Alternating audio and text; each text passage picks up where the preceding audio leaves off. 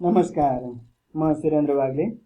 Computer लगायत विविध जानकारी समावेश गरिने यस युट्युब च्यानलमा यहाँलाई स्वागत छ। यस भिडियोमा नेपाली फन्टमा टाइप गर्दा इकार उकारमा आउने समस्या कसरी हटाउने भन्ने देखाउन खोजिएको छ।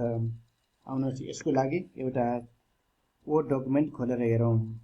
यो वर्ड डकुमेन्ट ब्ल्याङ्क छ। अहिले यो प्रिटी 36 को फन्ट साइजमा राखिएको छ। अब यसमा मैले बिना शिफ्ट डी थिचे भने म आउँछ। अहिले आधा म भयो।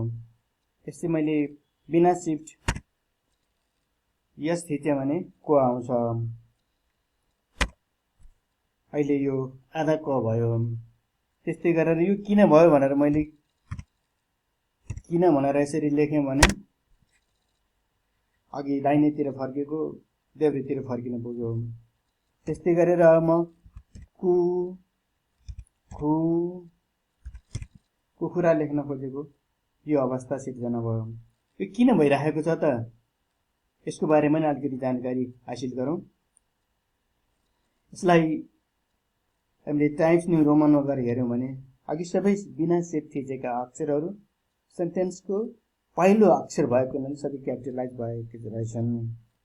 अब जहाँसम्म एपोस्ट्रोफीको कुरा छ वाइ थिचेँ मैले, अनि कु बनाउनु पर्दा जुन कि थिचिन्छ नि त्यो एपोस्ट्रोफीमा गएर चाहिँ देखिन्छ। यो कुराहरू हटाउनको लागि सबैभन्दा पहिले हामीले फाइलमा गएर क्लिक गरौँ, त्यसपछि अप्सनमा गएर क्लिक गरौँ, त्यसपछि प्रुफिङमा गएर क्लिक गरौँ, त्यसपछि अटो करेक्ट अप्सनमा गएर क्लिक गरौँ। यहाँ auto format as you type भन्ने हाइलाइट भएको छ। त्यसमध्येको रिप्लेस एज यु टाइप भन्दा मुनिपट्टि straight quotes with smart quotes भनेर भनेको छ नि, यसलाई हटाइदिनुहोस्। अब कु लेख्दाखेरिमा खु लेख्दाखेरिमा त्यो माथि एपोस्ट्रोफीमा गएर बसेको छ नि त्यो आउँदैन। त्यस्तै गरेर अटो करेक्टमा आउनुहोस्। अटो करेक्टमा आएपछि यहाँ जुन जुन ठाउँमा क्यापिटलाइज भनेको छ नि त्यसलाई हटाइदिनुहोस्। सेन्टेन्सको पहिलो अक्षर पनि क्यापिटलाइज हटाइदिनुहोस्।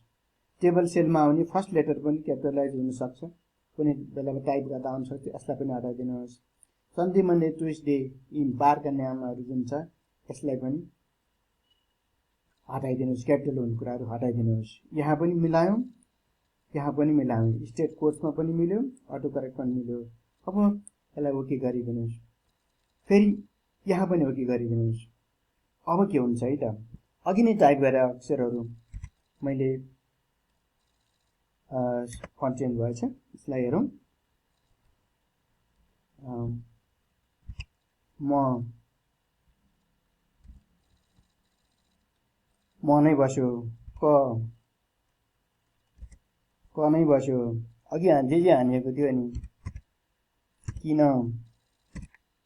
त्यसै बस्यो। कु खु रा यसरी सबै किसिमका जुन समस्याहरू हुन् नेपाली फन्ट टाइप गर्दा देखिने यसलाई हामीले चाहिँ समाधान गरेका छौँ। अब यसैको आधारमा हामीले अन्य डकुमेन्टहरूमा पनि काम गर्न सक्छौँ, किनकि जहाँनिर चाहिँ त्यसलाई सेटिङ मिलाउनु पर्यो त्यो हामीले चाहिँ मिलाइसकेका छौँ। हजुर, त्यो भिडियो यहाँलाई चाहिँ कस्तो लाग्यो?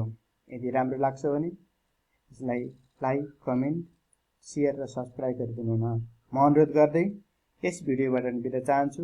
आगामी दिनमा यस्तै नयाँ भिडियोहरू ल्याउने बाचा गर्दछु भन्दै बिदा चाहन्छु। हस्त, नमस्कार।